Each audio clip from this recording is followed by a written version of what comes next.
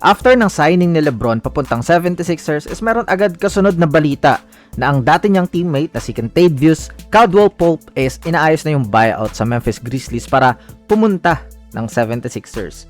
Tsaka make sense din naman sa Grizzlies kasi new era na sila, especially when they traded Jaren Jackson, Ja Morant, and yung pag-alis ni KCP sobrang okay lang din naman yon sa franchise. So Philly can offer him a 2.45 million salary, and this is a steal for a proven championship glue guy. Nanalo sila ni LeBron ng 2020 championship and magkakaroon ng 76ers ng battle-tested 3-and-D wing who knows how to play with elite stars sa paligid niya. Tsaka kailangan talaga ng mga ganito lalo pag mga playoffs. Kung sino yung may matibay na role players, ayun yung may chance to win it all. Hindi mo rin naman siya pwedeng ma-judge based on his previous teams like yung Magic and Grizzlies kasi hindi naman align yung role niya sa mga team na to eh. Tsaka meron siyang finger injury at hindi talaga siya all out maglaro eh. Hindi mo na nakikita sa kanya, wala na sa body language niya. Pero if ganito yung roster mo, syempre babanat ka. KCP was a reliable 40.3% shooter from the outside nung bago pa siya mapunta sa Orlando. Yung championship niya with the 2023 Nuggets proves na he can thrive sa mga ganitong klaseng roster. Next, D'Angelo Russell is also on a buyout with the Memphis Grizzlies. Unlike kay KCP na merong destination, si D'Lo hindi pa natin alam kung saan siya pupunta. And yun nga, makes sense talaga na hindi na tumanggap ng mga veterano yung Memphis kasi nasa rebuilding mode sila and testing kay Cam Boozer if he is really the guy na magiging franchise player nila. So, papasok ng free agency si D'Lo and pipili siya kung saan siya mag-fit na team. Kaso lang yung career path niya is bumaba talaga yung market value niya from being a revelation in the league, a guy that can carry a team, yung Brooklyn Nets, di ba? But since he returned with the Lakers in 2023 with LeBron out there, pumangit na yung takbo ng career niya. Nakita natin yung on-court tension, yung coldness, and sinabi mismo ito na D'Lo in public before.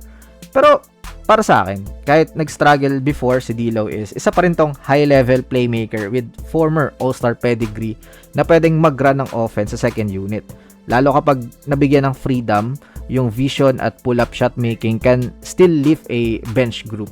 Ang problema lang talaga is yung kanyang defensive limitation. Pero solid pa rin pag sa contender siya napunta kasi sa second unit lang naman siya and wala na yung pressure. So, lalo pag cheap price lang, sobrang low risk pero high reward kung sakali. The question is, saang team siya nababagay ngayon? Denver Nuggets? Maybe. Phoenix Suns might be the best destination kasi walang true point guard. Pwede rin siyang bumalik ng Wolves, di ba? Kayo ba? Saan kaya pwede si D'Lo? Next, the Jalen Duren saga. Hanggang ngayon is wala pa rin galaw sa kanyang contract this offseason. Pero in fairness sa franchise, kahit may ganitong usapan is hindi ito naging hadlang para gumawa sila ng mga off-season moves. Tuloy sila sa pag-sign ng mga role players.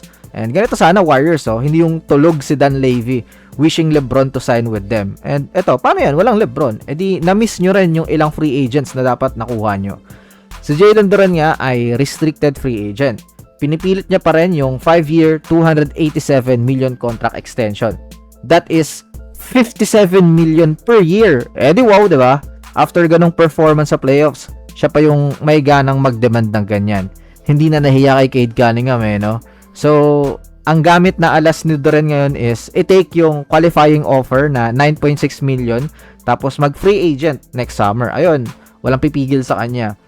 Pero, ano yun betting on yourself, make sure na maganda yung ipakita mo this season at lalo sa playoffs para pagdating ng free agency, makuha mo na yung gusto mong sahod. Pero what if ibang ko siya ng coach hold back ng management. Yan yung mahirap talaga sa free agent or na free agent na restricted.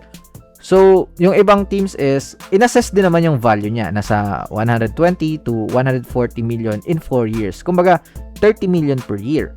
Sobrang hesitant kasi talaga yung Pistons sa malaking pera na yan Tapos ganun yung pinakita sa playoffs. Bibigay naman talaga sa kanya yan kung maayos yung nilaro niya. Pero natatakot yung franchise kasi baka masayang lang yung pera na dapat mapunta sa iba.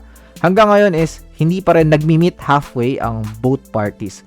Grabe din naman kasi sa doon eh. Meron namang offer yung Pistons, 120 million in 4 years. Pero yun nga, ang gusto talaga is yung 5-year, 287 million. And that's all for this video. Let me know all your thoughts in the comment section below. I will now step back. Bye-bye.